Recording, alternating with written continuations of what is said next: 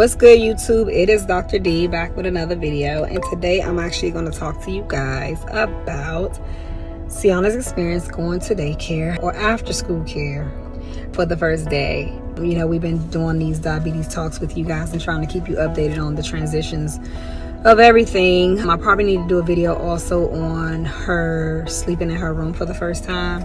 I'm going to do that as well for you guys.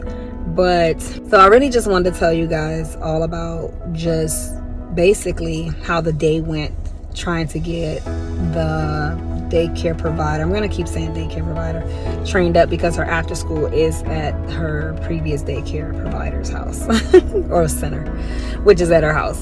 So whatever. Okay guys, so basically how today went with Sienna is, first I dropped her off and I had agreed to be only with the daycare provider for only 2 hours today because she had gymnastics as well today. So just to keep it short and sweet and give her some time to work on, you know, getting adjusted to Sienna coming back, 1, and 2, to learn this whole new process with her pump. And basically it went well overall. But during that 2 hours, the daycare provider did call me. She had panicked a little bit because Sienna had grapes, and she wanted to know if she had gave her insulin for grapes the right way, and told me how much she gave her. Then she said that Sienna's numbers were going down too fast, and just in the span of talking to her on the phone, they had jumped from like 112 to 102. So she was really concerned about what to do with that, and if she should give her some sugar, because now she was going to take her out to play, which we all know that when you exercise as a diabetic, I know for the type 1 in Sienna, when she runs through the house, when she go out to play, you know, there is a setting on the pump where you can put exercise in so that it would not give you the back drip of insulin. But for the most part, we don't really use that often, because Sienna sometimes need her numbers to go. She need to run around the house and get her numbers to go down. But this time today, I told her to give her a little bit of the apple juice that I sent with and take it with her outside. And when she comes back, you can give her the rest if you feel like her numbers are going down some more, so that they wouldn't jump as fast as they did while we were on the phone. So I assume they did that, but they didn't use the second half of the apple juice because I was able to see that when I picked her up. One of the great things that I did for her today is, which I did this for the last person that was actually watching Sienna too, is I would write down on all the baggies or whatever I put together. Like she had her sugar-free orange cup, and I think it's for 6 grams. I was able to put the 6 grams on there, and at the top I wrote sugar-free, so she knows that Sienna gets specifically sugar-free oranges in the cocktail sauce or whatever, the orange syrup, that's what it is, orange syrup. Then she had a little bit of chips. Sienna likes plain potato chips. I think it is not Utz. Ooh, I'm saying Utz because I'm from the East Coast, y'all. It is basically, I cannot think about the name of those chips, guys. So, but it's in the yellow bag. So anyway, she has some of those, and I always put a little bit of those in the baggie, and she gets those, and it's like around 15 grams for the amount that I give her. So I had already wrote that on the baggie, then I filled them up.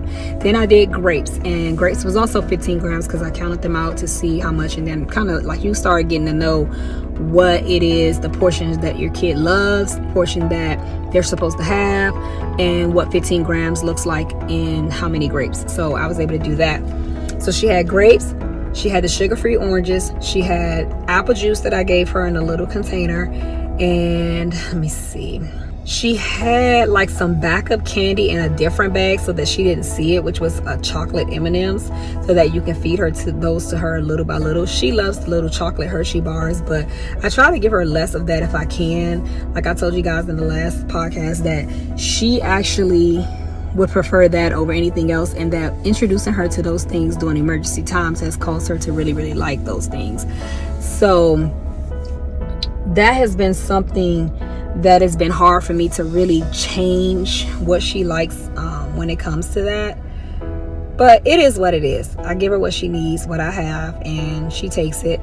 And if you go low again, then I'm like, okay, you can get what you want now this time, you know, especially if it's within a few hours of going low the first time, or the same day, or whatever. Then she had also in there, 2 cuties, 2 small cuties, and I think on the East Coast we would call it tangerines, little small tangerines. I don't know if they sell cuties like that, because I never saw that word cuties until I moved to California. but the small cuties were worth $7 each based on the size. If you eat a bigger orange, guys, that's much bigger, it's going to be about 15 grams. If it's a large orange, between 15 and 20 grams, depending on how really big it is. But most of the fruit, like a banana, the grapes, oranges, pears, stuff like that, you already know. And apples, you know that they are 15 grams. If, like, for some reason, like sometimes I cut up strawberries for Sienna, and I put them, I'll take maybe 5-6 strawberries, cut them up really thin and fine for her, because that's what she likes. I've been cutting up her fruit since she was a baby, so that's just been what it is. I'll cut up her fruit and I'll put them on a plate, and I'll eye them and kind of see what they are. In the beginning, I was also getting in the habit of weighing stuff as well, but I didn't have to do that this time around. So let me see. That's basically it with that. But that I think the strawberries are, when I do it that way, they're around 10 to 15 grams. And if she asks for some of that sugar that I have, which is the raw sugar, she asks for any of that if she likes it, because I think she likes the other sugar better, then I would add another 5-10 grams onto that. Sometimes she'll eat the strawberries without all of that, but then she got her days and her moods and her taste buds where she wants some sugar, which is really hard when you're diabetic, because you can have sugar, guys. We talked about that in some of the other podcasts with Sienna and how she feels about it, and letting you guys know that you can have sugar. You have to have insulin for it, but it's best to not have as much sugar. Or you need alternative sugar things that they would normally have for, like stevia. Sugar-free works too, but there's like no sugar-free sugar. Okay, so it's got to be either like an alternative brand or alternative thing that actually still gives you what you feel with the regular sugar. So that's one thing. But I had all that in the bag. I had water for sure. She had wanted sugar-free. I bought these Starburst like sugar-free packets, and we had put it in her water. She put it in her water, and she took that with her to school. And so I don't know how she drinking apple juice, and then she wanted to drink that too, because I noticed that she was like, no, I don't want no more of that, because I had that earlier today. So I was like, okay, so you made this and you wanted to take it with you, but you don't want it. Interesting. Okay, never mind, not gonna worry about it. So that was basically that for the foods. So having that stuff prepared helped the daycare provider out very well, because she was like, oh, when I'm rushing with the babies, this is so helpful. So she already knew what grams to put in, but her question was more about, did I do it right? And she said, it's much better for me to call you and ask you if I did it right than to not. And I said, yes, absolutely, until you get to a place where you feel comfortable and confident. And I also told her that when you are feeding her, you can go off of what it is that they have that I've written down, but the biggest goal is to make sure she get insulin right before she eats anything, or even if she gets it afterwards. Just making sure my baby gets insulin is the most important thing, and that's really what you should focus on, and making sure you don't overdo it, as long as you're following what I put on there. Even if I have wrote on there something that is not really 15 grams, meaning it's less, then she will have enough other stuff to bring her back up.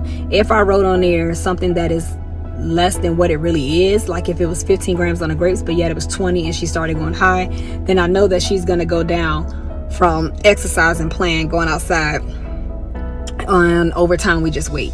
But we do correct it before it gets too high, so to avoid it being something that we let slide up on a high scale and didn't fix it. If that makes sense, guys. I'm trying my best to explain this to you guys in the best way I can with how I do it with my baby, because it's a process. So overall, basically what I'm saying is today went well. She called me, she confirmed it. I felt comfortable because I knew I had provided her with everything she needed. The finger pricker, guys, I sent her with that. I sent her with fresh Dexcom this morning, because I noticed that it was supposed to be changed tonight, but instead of getting it changed tonight, I went on and did it today so that it wouldn't act up in school. I didn't want to have no issues with that at all. But that worked out because it didn't go out at all. I noticed that yesterday it was saying she was low, like 3 times. I got up this morning and it was saying she was low and she really wasn't.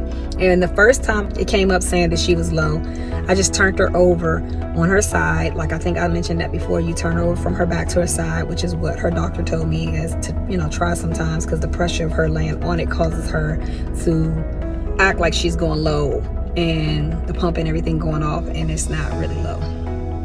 So that worked actually this morning. So that's a tip that you guys can take with that. Next thing is that another tip, guys, is that you can actually be sure that you write on everything that you send your kids to school with or daycare. I know that a lot of the school settings, kids don't take their stuff because they get free lunch. That has to be hard to deal with. But if your kids are like my kids, they're picky and they're always going to have snacks in their bag or take a lunchbox with snacks, even if the school day that they go to school and that day they don't have something that they want. But you can always prepare so that if something happens to your kiddo while they're at school or any place, like you have dropped them off, having snacks with numbers on it really, really help the person who is looking after your kid, or any teachers or people at school, the nurse, counselors, anybody that's going to jump in and help the babies at school would know, okay, this is what she had and it was only 15 grams.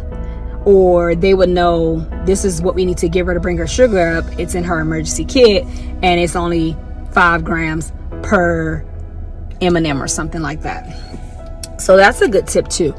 But basically the first day came and it's gone now. I'm really happy about it. I got over it. I was so excited. I was like, I never thought we would go back to this daycare provider, because she's the only one in my area, guys, that's willing to help me out with my baby, as I told y'all in the last videos and audios for the podcast and on my YouTube channel as well. It was great. I felt really good because I did my homework first. I did my job first. I made sure she didn't need for anything, and I didn't think she would have any emergencies today. In the future, I don't know how it would be if we had to do like the glucagon or something like that and have these issues, but I'm thankful. This is day 1. You guys are on this journey with me, with Sienna. We are talking about enrolling kids back into school, after school daycare, after being diagnosed as a type 1 diabetic. And I just hope you guys learned some stuff from me today, and you are continuously learning as you watch us, listen to us. We are trying to give you guys as much as we can on a weekly basis based on what we go through, and it's not easy, but we're at those stages. It's been really, guys, 3 years. 3 years since my baby went into that daycare. And when I tell you, she jumped out that car and she ran to that door and she knocked on that door, she was so excited. It was good to see her do that again. And also, I think I told you guys that her brother that is going to be born in May, he is actually going to the same daycare too, in I think July 1st. And so it's going to be kind of cool to be able to send both of them there all day full time. It's like, get my life back.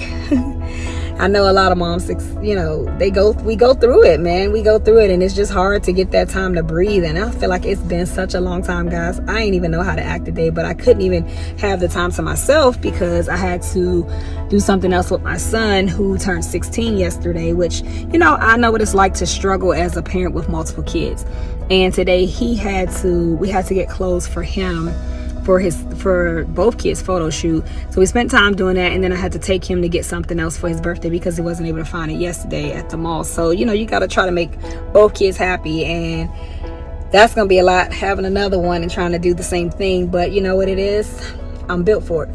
God said he would never give me more than I can handle, and even though I think it's a lot and I be tripping sometimes, I know God has said to me, you got this. And so that's the mentality I'm trying to adapt to and continue to hold dear to my heart, that I got this.